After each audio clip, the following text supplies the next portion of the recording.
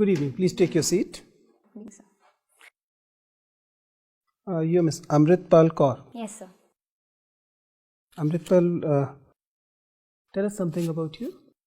Sir, as you've said, my name is Amritpal Kaur. I'm from Gurdaspur in Punjab, and I did a BE in electrical engineering from Punjab Engineering College. After that, I worked for 1.5 years in TPDDL Delhi, and then I started preparing for UPSC. Currently, I am in IRTS and on an extraordinary leave according to the policy of the Ministry of Railways, which mandates it in case I have to appear for 2019 civil services. So you are selected, but you have not yet joined. Yes, you sir. joined, but you took EOL. Yes, sir. Okay. Amritpal, basically you are appearing for improvement for this in the services, right?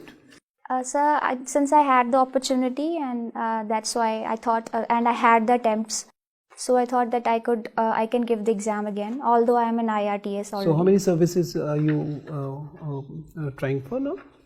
So in the preference order, I filled 6: IAS, IPS, IRS IT, IFS, IAAS, and IRS CNCE.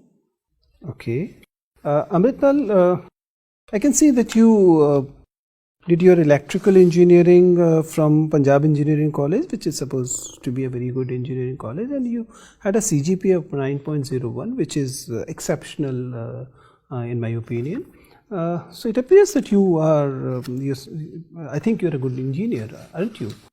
You worked with NDPL also. Yes, sir. So why civil engineering? I mean, we have very few trained, qualified electrical engineers like you in say power sector and places like that. Why civil engineering, civil services? Yes, sir. Civil services to me it provided a combination of certain things which I could not have had as an electrical engineer. First of all, I feel that civil services are a lot more diverse in the nature of opportunities they offer a person. Secondly, sir, there is a lot of decision-making power. While one is willing to work for society and to contribute to the development of the country, it offers a lot of decision-making power, civil services as such. And so thirdly, there is a lot of social respect for civil servants, which I as a human being, I mean in general also, we wish for a social respect. So it commands a lot of respect in society, civil services. So that's why I decided to. Well, Amritpal, personally speaking, from my experience, I'm really happy to see a youth from Punjab having this kind of ambitions in general. Otherwise, most youth in Punjab are known to have ambitions. That generally means getting to either Canada or other foreign countries. And what is actually wrong with our youth aspiration levels in Punjab, or is there some systemic failures that we are not in position to give good quality dreams to our youth in Punjab? Yes, sir. I've also thought about it a lot because it is a persistent problem and it is only getting, like, it is increasing. So I would say that there are a number of reasons due to which this is happening. First of all, yes, like you said, there are systemic failures on the part of the administration and governments because they haven't been able to provide the kind of employment opportunities and the kind of quality of education that the youth and their parents expect for their wards. Secondly, there is also a lot of, I feel personally, because in my family also there are many youngsters who have moved abroad. So there is also a lot of influence of social media. Personally, I feel people are putting up a lot of images that such and such things are available in Canada, or they can have fun and they are able to work, and people think that such a society or such type of freedom is not available in Punjab, where they can do as they want. So they want in search of freedom also, they want to go to Canada. So it is a combination of what kids feel they need, they want, and also what they feel that they have not been provided by society and the government. Another major problem that Punjab faces nowadays vis-a-vis youth is that of drugs. Now, do you believe that the issue of drug abuse is that prevalent, or it's just a media creation? Yes, sir. The problem of drug as such in Punjab has been shown in such light that Punjab has come to be some sort of a poster boy for drug abuse across the country. But if we look at it objectively and factually, there has not been any third party independent survey which shows that the prevalence of drugs in Punjab is more as compared to other states. So that is there, that there is no factual basis to claim that there is more drug abuse in Punjab relative to other states. And yes, sir, the issue has to be acknowledged that yes, the drug abuse is there, and the government is also taking steps, but it cannot be factually and objectively stated that it is very prevalent in Punjab only and not in other states. Amritpal, since you come from Punjab and you belong to a Sikh community, you must be knowing the Kartarpur corridor issue. Recently, Honorable Prime Minister made a comment that it is the mistake of first Prime Minister Nehru that Kartarpur is in Pakistan. I want to ask two things. One, how correct factually this statement is, and second, do you believe 70 years after the independence, elected Prime Minister of a country should make a statement like this? Sir, the answer to the first question, that whether this is correct or not, such a statement is correct or not, I think in hindsight, everybody can say hindsight is always 6 by 6, like they say.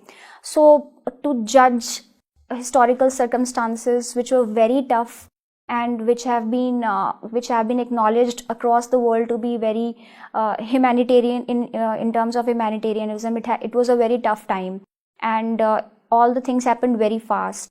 So I would say that such a claim at this time might not be.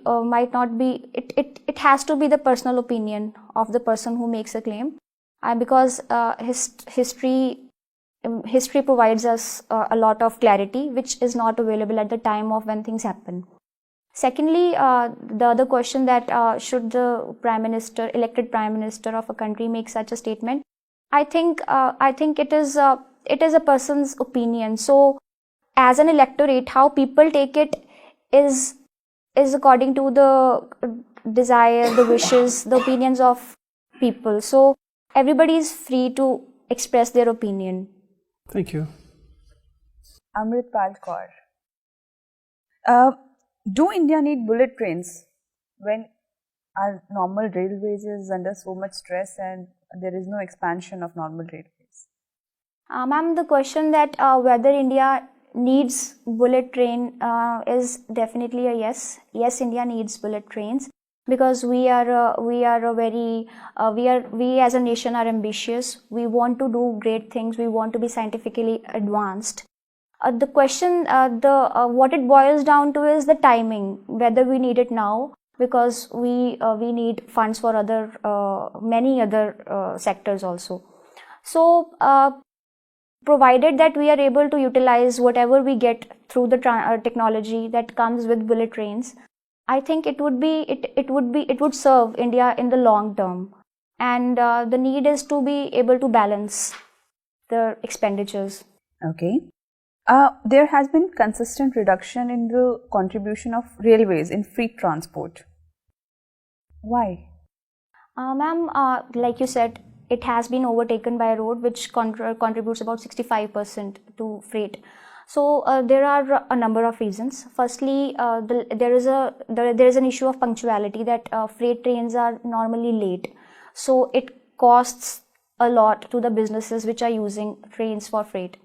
Secondly, there is also the issue of theft, that theft happens, and the security apparatus is not up to the mark. I mean, it is not able to cater to the needs of security of the freight. And thirdly, there is an issue of congestion also, that somehow our network has not been able to keep up with the demand of freight. No mention of economy? Like, are the rates viable? Yes, ma'am. Yes, thank you, ma'am. Thank you for the addition. Yes, of course. There is also the issue that there is a cross subsidization. Economically, it is not viable for businesses to use trains because freight costs are Okay. very high. Do you support women reservation? Ma'am, according to my personal opinion, I think a reservation can go only so far in women empowerment. Basically, there is a need to change the attitude of society towards women as leaders, whether it is in politics or any other sector. So reservation can serve to probably open up spaces, but how women are accepted and how they are looked upon as leaders. Why are political parties discussing this issue and not acting upon this issue? Why are they opposing it? Ma'am, such decisions, I think they have to be taken on a broad consensus when all parties and all people who are stakeholders in the decision agree. Because basically, many women activists are also against it because they point out to the example of countries such as Pakistan, and even in our panchayati system, they say that it has not led to the percolation of a women leader from the grassroots level to the parliament. So they say that reservation is not actually empowering women at the scale at which we would want it to serve. So you don't support women reservation? Sir, ma'am, if I have to answer in a yes or no, I would say yes. Okay. Now, there is a proposal of uniform basic income. Do you support it, or do you find it a futile concept? Ma'am, first of all, if we think that a universal basic income can aid people to make decisions according to their own regarding how they'll be able to spend their money, it is an empowering idea at the basic level. But in a country such as India, we have to take a lot of other factors into consideration also, because at the societal level, maybe people are not as responsible. Generally, the case is taken that women, if cash is given, then men will take control of the cash. So in a society such as India, where there are a lot of other issues that are associated with entitlements, then cash might not be able to serve the purpose. Have you heard Chanakya Niti? Yes, sir. Can it be applied to India's international arena in the present context? So Chanakya Niti, in the present context, I think it is quite valid, because as we have seen that... Can we have a substantial example for that?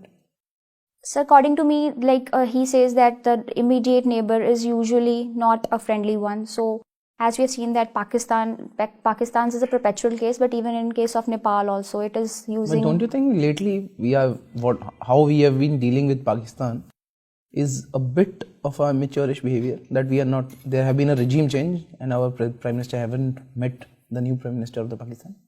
So I think in foreign policy, leaders of our country have taken a lot of lessons from history. So, and of course, there is the issue of the perpetual control of army over the civilian governments. So that is still there. So I think their approach is to wait and watch to see if actually the policies of the new regime... Why do you think that military rule has been there in Pakistan and in the same case has not been in India, replicated in India? And it was the same force which got divided into two countries. Yes, sir. So I think the genesis of the problem was during the independence, during the course of independence only, because our leaders like Jawaharlal Nehru, Vallabhbhai Patel, they took a conscious decision to keep the army under the control of civilian government. So that was not the case in Pakistan? Sir, eventually, because the governments were weak, they were not able to control, so the army pitched in. Their leaders were not that charismatic as India had. Yes, charismatic is the word, and also because I think the basic idea of Pakistan was flawed, because how far can a nation be carried forward on the basis of religion, because then there are sectarian issues also. And so do you support Khalistani movement, which has been recently in UK also? They have supported they have taken up a march of sorts and movement of sort that in India or in UK also there should be process of referendum. Yes, sir. So You this support process that? has been going on, and as a Sikh, as an Indian, and as a thinking human being, I think the entire idea of Khalistan is flawed. Okay. Have you heard BRICS? Yes, sir. What is the basic difference between BRICS and NATO? So the primary difference the first difference that comes to my mind right now is that NATO is a collection of countries who take the responsibility of the defense of every other member, so that when there is an attack of one country, the others will pitch in. But there is no such concept of security association in BRICS, firstly. And secondly, BRICS is a geographically very varied entity, because there is Brazil, there is Africa also, there is Asia also. Got the point. You are into IRTS. Yes, sir. Do you see the future of IRTS as a service? Don't you think it's just a colonial legacy we are carrying forward? Why don't we just privatize the railways? Sir, if we look at the current bureaucratic and administrative structure of India, it has been entirely, all other services also have been a legacy, or we can say a derivation of the British structure. So IRTS is just one of those structures that the British gave us. And as far as professionalization is concerned and privatization is concerned, those things will take their course, because where the Europe itself is moving towards bureaucratic less country, some of the Eastern Europe country have done it also. Yes, sir. So should India be carrying this sort of a mechanism? So such a mechanism, I think it is going to be a gradual and an automatic outcome, which might take decades also, because India as a country is geographically very large, and also it has the second largest population.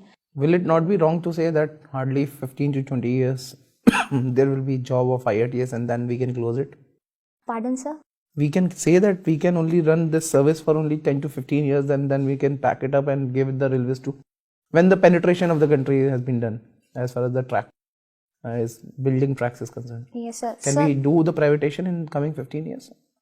So it can definitely be done, but IRTS as a service, whether it is a government service or a private service, it will be required, because traffic Running will be management required. has to be done in any case. Okay. Which sort of movie you see? Sir, I watch almost all kind of movies, Which but is I your like favorite thrillers. Thriller. Which is your favorite movie? Sir, I watched a Korean movie recently, Memories of a Murder.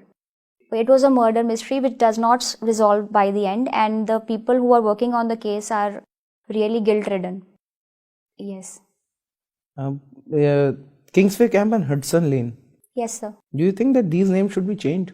Why are we? Hudson is the Hudson is Yes, the sir. person who actually killed Indians Yes, in the sir. first war of independence. Don't you think that it is the right time to change the name when the atmosphere of the country is in such direction only? So name changing as such, I think, is quite immaterial to the kind of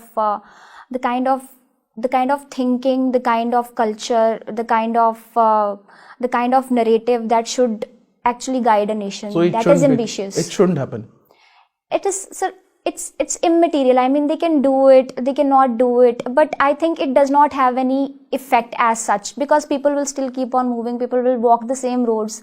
So if there are still the roads are broken, it We doesn't can matter. actually save some government exchequer. Okay. Okay, Miss Kaur, Yes, sir. so your hobby is jogging. Yes, sir. What are the benefits of jogging? So jogging, firstly it raises the heart rate, so it is very good for the heart, and rejuvenates the circulation of the body, and it keeps the body fit and fine, and prevents any fat. Okay, so what should be your heart rate? I mean, when you jog, then what should be your heart rate? Target heart rate should be what? So targeted as such, I mean, I don't target any particular heart rate, but it is said that it has to rise above 110. It has to be between 100 and 110 when you are jogging. Okay, what is the difference between walking, jogging and running? So between walking and jogging, I would say that while we jog, the front part of the foot, the toe lands first.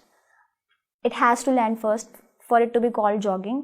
But in walking, we normally walk like and of course there is the difference of the speed between walking And and what is jogging. running? So running, I really can't say. What is the speed at which you jog? I wouldn't answer. I never really thought about it. Okay, finally. Where do you jog? I mean, I jog at the park near my house, and whenever I'm visiting, I always make it a point to look up the Google Maps and find a park nearby. okay. Can you convince us that you are a good citizen? Yes, sir. Yes, sir. Convince us, please. Sir, I do my duty, whatever I have to do, whatever I am charged with doing. I do it wholeheartedly, honestly, and with integrity. And I think that I am also empathetic. I am able to understand people's problems, anybody's problems. And I don't litter. And I reuse plastic. I don't waste water. Okay, that's good. What is HVDC?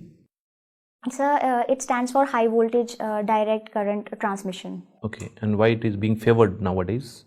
So, for favoring of HVDC, there are a number of reasons. Firstly, that in case of DC, the cross section of the conductor required is reduced, because when we are transmitting at higher voltages, the AC current tends to concentrate around the periphery of the conductor.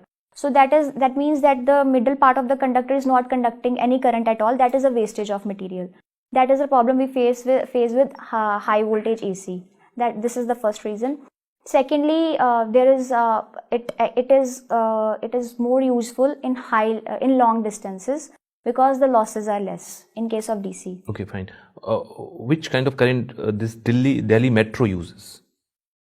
It is AC or DC? Obviously, it's high voltage. Yes, sir. It's I won't be able to tell, sir. Okay, right no now I issues. can't. And what about Indian Railway? Indian Railway uses AC, 25 kilovolts AC. Okay. How can you curb the theft of electricity with the use of technology? I mean, how can we curb it? Because in India there is a rampant cases of electricity theft. Yes, sir. Yes, Yeah. sir. So first of all, there has been many distribution facilities utilities have taken steps to reduce theft. First of all, they have automated the grid. So at the distribution transformer and the metering end, there is a matching of the electricity that is being input and that is being billed. Secondly, there is this SCADA which is being used. It can be used to directly read the meters consumption reading, so that because of the leakages that creep in due to the wrong reading fed by meter readers, which is manual reading. Many a times in Delhi and in other places, the people, they put allegation that the meter that is being installed by the electrical companies, Yes, they are running fast. Yes, sir. Is it true? Sir, because it is an equipment and it is a machine, there are chances that it might be faulty. So, but it can't be said. I mean, like people claim to say that the companies are doing it deliberately. That doesn't happen. But it is possible that the machine might have fault, and good utilities which are very well rated in their services, they do take care that any such complaint is tackled. Like NDPL was very proactive with such issues, that they took care that if somebody is complaining that their meter might be running fast, they check it and they replace it also. Can you tell me what is net neutrality?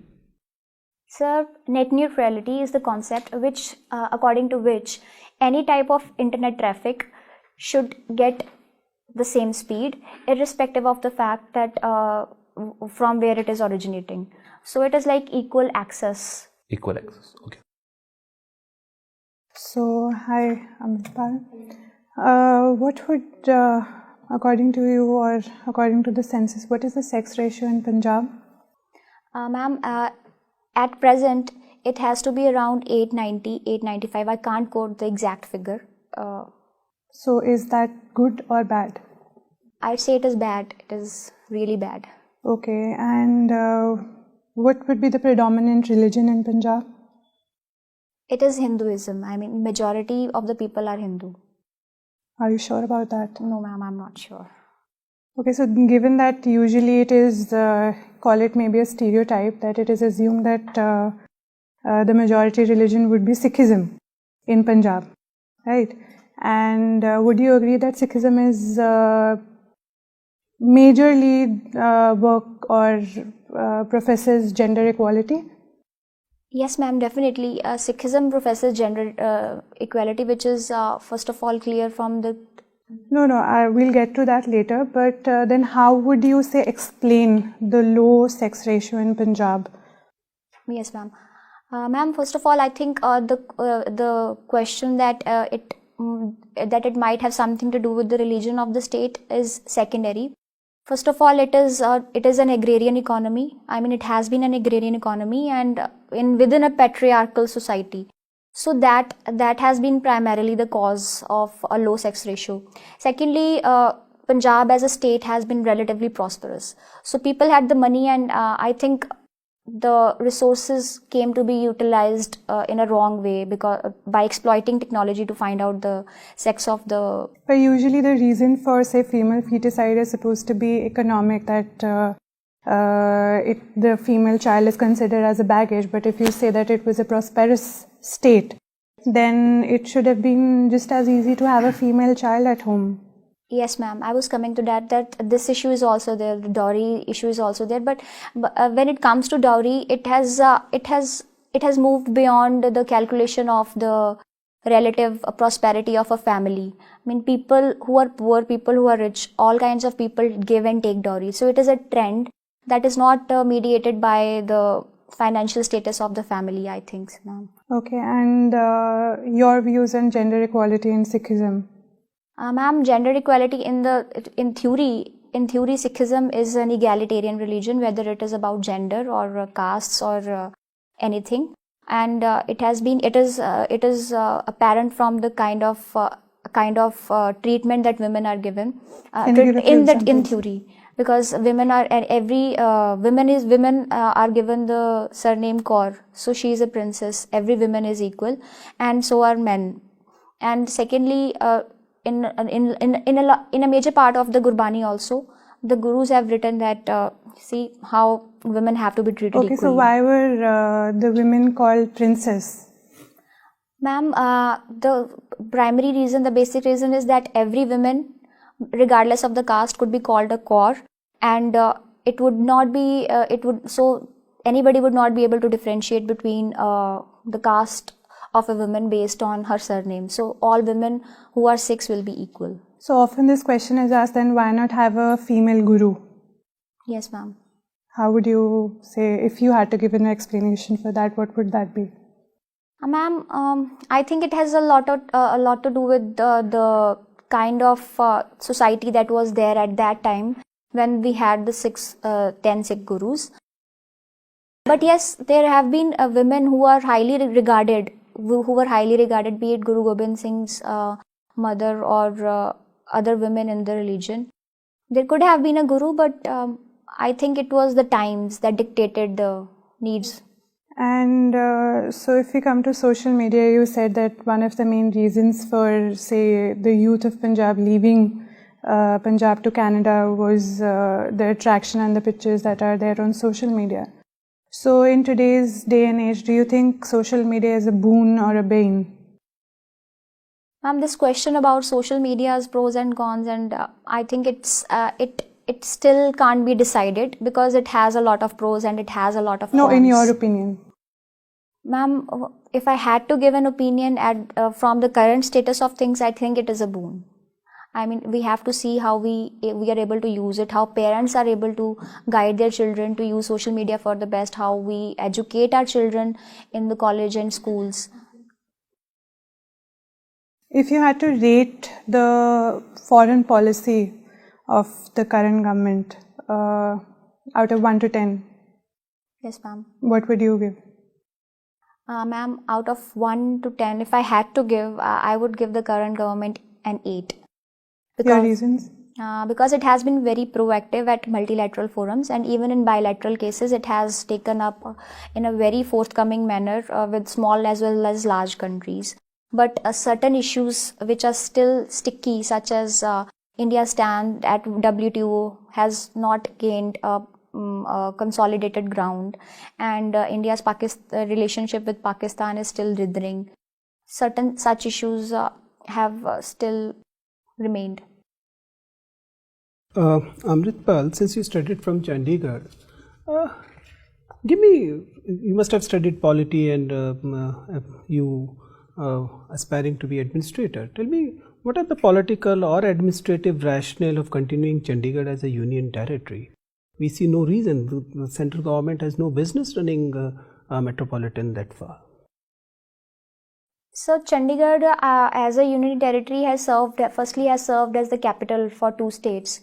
So it sort of takes care of the expenses of two capitals in one, firstly.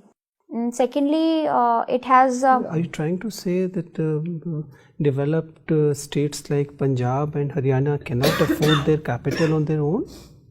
Sir, of course they can afford capital, but I think it would be better spent on other issues, like we talked earlier also, that Punjab requires a lot of infrastructure. It has to spend on issues such as drug abuse and poor quality of education, and be able to So when you believe it will cut cost, what other reason? Yes, sir. So right now I can think of only this one reason. Okay. Amritpal, I've been thinking on an issue for quite some time. I couldn't get an answer. Help me find an answer for a simple question. In recent time, we have seen less and less happily married successful leaders. What is wrong with the institution of marriage, or maybe the politics we have nowadays? Why don't we have many successfully married, happily married leaders in our polity nowadays? There are, but there are very few. So it depends upon, marriage is a very long run.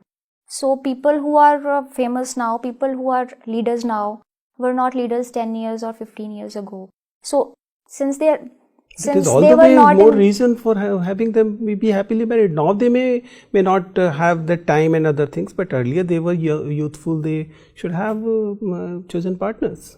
Sir, I think it's basically an issue of time, because people who are happily married and who are political leaders but who are not at the top right now, they have been happily married, and people who are famous now, they were not married previously also, and now also. It is just a matter of chance that they are not married. What I'm saying so is that of late we are getting more and more reports of even civil servants having marital discords, committing suicides and things like that. Yes. So it appears that power and happy marriage is not going together. Yes, sir. So that is absolutely correct, because I have also come across newspaper reports that such and such things are happening.